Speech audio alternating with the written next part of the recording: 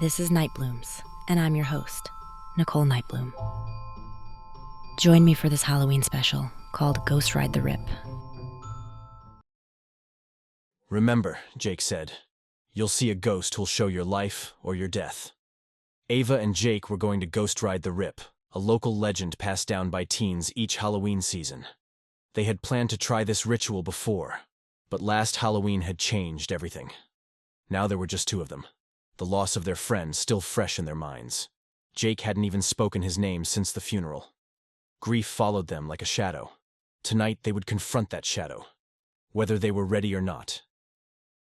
The final rays of sunlight disappeared as they walked between rows of headstones. Ava shone her flashlight on each, looking for the perfect spot for the ritual. She chose a large white stone in the shape of a cross, its ancient inscription weathered away.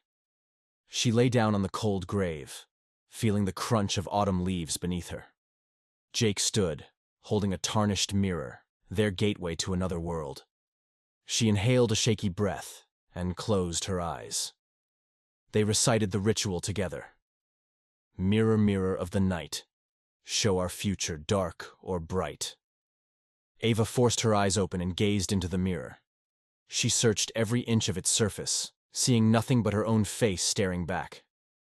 Just as she was about to give up, something else came into focus. It was Jake. His face pale and smeared with dirt, his eyes dark and sunken. She squeezed her eyes shut and took a slow breath to clear her mind. When she looked again, it was gone. She checked to see if Jake noticed. Do I tell him? She was torn with indecision.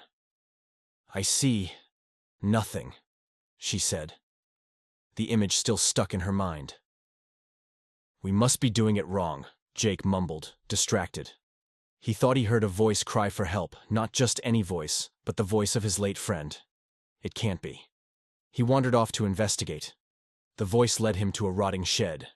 Its walls were covered in vines and moss grew on the roof. Its door hung from a rusty hinge. Jake yanked, pulling it free, and stepped inside.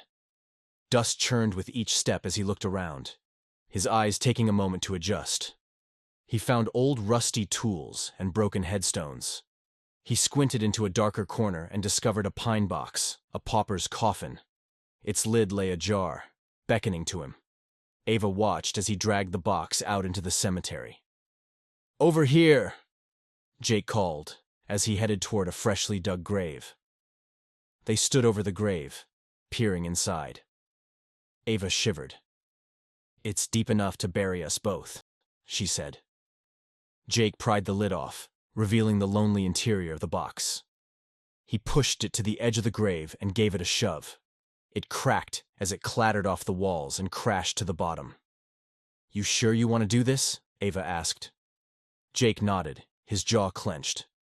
He climbed down into the grave and lay in the casket, arms across his chest and eyes closed. Ava held out the mirror as they recited the incantation. Mirror, mirror of the night, show our future dark or bright. Jake's eyes shot open. He stared intensely into the mirror. At first, he saw only his own reflection, but then his face transformed into another one he remembered well. The face of their lost friend stared back. Jake smiled, but when the scene came into focus, his heart sank. It was the old abandoned bridge from last Halloween where they had dared him to walk the rail. Jake's eyes filled with tears as he remembered that dreadful night. Reality faded away and the awful scene played out with brutal clarity. He had walked the rail theatrically like a tightrope walker. Jake called out a warning, knowing he wouldn't be heard over their laughter. I should have stopped him. I should have yelled louder. Their eyes met just as he lost his balance. How could you let this happen? The ghostly voice accused. The scene continued. His foot slipped, his panicked eyes locked with Jake's. His hands grasped at the air as he fell to the rocky creek bed below. How could you? Jake's chest hitched as he choked back tears. He opened his mouth, but only a sob escaped. Two pale hands reached from the mirror as if to pull Jake into that other world to change what couldn't be changed. Snap out of it! Ava screamed, tossing the mirror aside and reaching down to grab him. The mirror shattered, releasing Jake from its spell. He blinked, reorienting himself with reality. The grave trembled and its bottom opened. Those pale phantom hands reached up, clawing through the eroding soil. They grasped the coffin, dragging it down. It splintered and folded as it sank deeper into the ground. Dirt cascaded down the grave walls, packing in around him. Jake clawed at the dirt walls, attempting to stand. Ava dropped to the ground and stretched further, her reach just inches away. But the phantom hands were quicker. They latched onto his legs, pulling him down. Jake's cries were smothered by the falling soil.